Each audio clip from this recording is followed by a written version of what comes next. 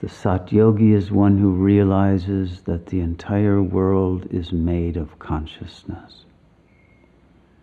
It is nothing but consciousness projected outward.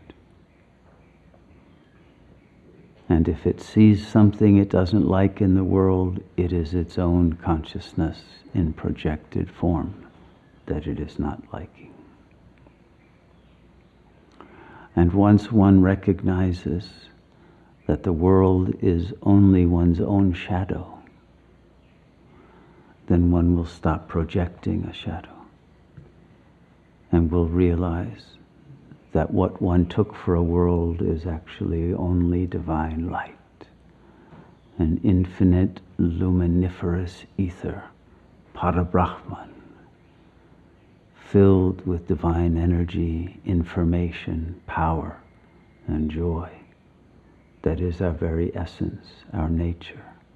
We swim in an ocean of blissful light, and we are nothing but that ocean itself, in the form of waves of joy, waves of wisdom, waves of healing power.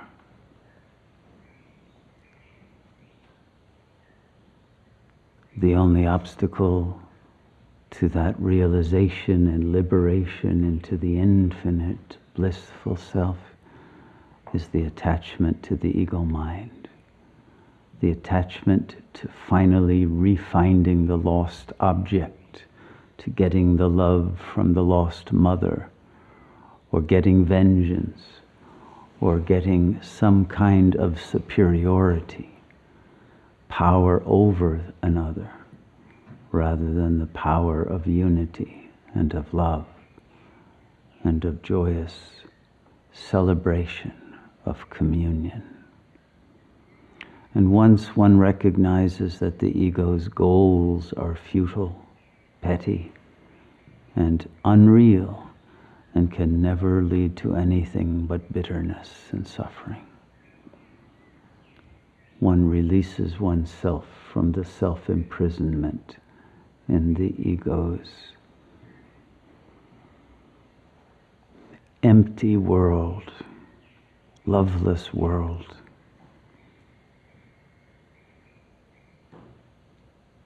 And it eliminates the blocks that it has put in against its own liveliness, its own intelligence, its own greatness. But that greatness, it recognizes, can only be realized to the full when the ego's very identity, its very sense of I-hood, is completely and utterly surrendered to pure presence. Only once the narrative voice that accompanies every moment of the ego's life and determines its labeling of reality as something lacking, only when that voice stops leading one into the perdition of a false consciousness, only when silence has replaced the noise of the ego's chatter, is the salvation from the ego's illusory world possible. And thus the one highest priority of the Satyogi is the silencing of the mind and the refusal to externalize one's attention. One remains centered in that level of consciousness in which there is no need, no lack, no desire, no other. One remains in the absolute center point of presence, without thought, because thought is movement away from the present. Thought is centrifugal. Meditation is centripetal. And once one reaches that center point, that 0 point of absolute presence without ego, without thought, with knowledge, with intelligence, but with no need to thought, no need to think, no need to leave the center point, because all is known from that point, and only from that point. Only from that peak, that summit of consciousness, does one have a complete vision of all that is, with accuracy and with freedom from prejudice and distortion and blind spots that create the bad karma and the holes that the ego is always falling into again and again. But from that peak, the holy mountain of God consciousness, the silent stillness of the infinitely intelligent presence that is God, is realized as the self, and life becomes miraculous, eternal, completely without any need for body, for particularities of situation, without any desire, without any fear, but always in the ultimate joy of the novelty of God's own creativity in the form of nature, in the form of Shakti, in the form of that beauty of divine love that brings ever new experiences that reflect back the divinity of the self, and allow ever greater organization of that divinity into communities and worlds and galaxies of divine beings. Worlds upon worlds of God consciousness at play. The fields of the Lord are without end.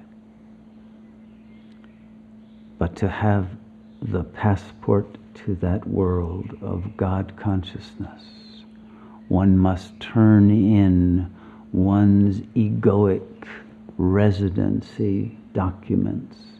One must stop believing that one is simply an earthly and bodily being. One must be free of all loyalty to the egoic mind and to the various internal and external others who have given the ego its false identity and condemned it to its suffering. Our loyalty must be to God consciousness, and to freedom. And once having gained freedom, to transmit the reality of that freedom to all beings, to unlock every cell in the prison of our planet and allow all beings to regain their divine essence that have been lost through the indoctrination into a false system of belief. We must live beyond all belief, beyond the mind's ability to entrance us into negative states.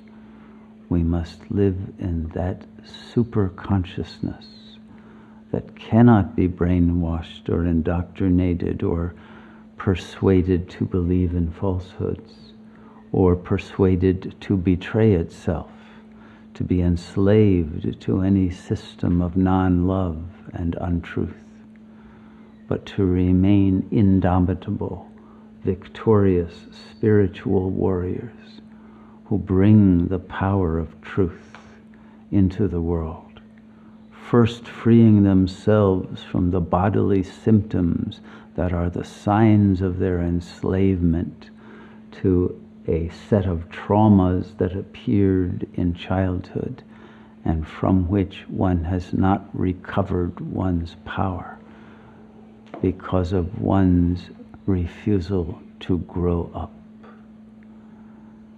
It is in that leaving of childhood behind, finally, internally, and to recognize that the power of real divine consciousness is yours to wield at any moment.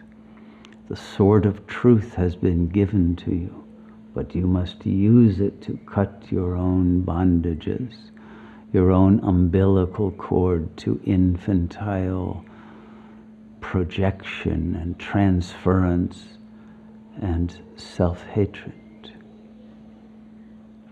You must cut all the bondages of the mind that hold you trapped in feeling states of inadequacy,